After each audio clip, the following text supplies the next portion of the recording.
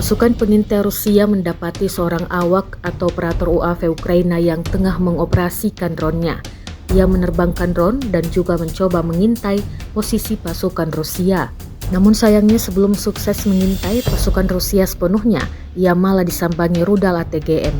Rekamannya beredar di Telegram pada Kamis 18 Juli 2024. Dalam keterangan unggahan disebutkan, Rusia melakukan pemusnahan awak UAV angkatan bersenjata Ukraina menggunakan ATGM. Belum diketahui nasib operator drone Ukraina ini.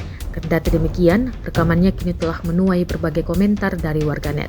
Ukraina sebagai negara yang menjadi korban invasi militer Rusia harus menanggung beban berat untuk bisa bertahan melawan gempuran yang kian brutal.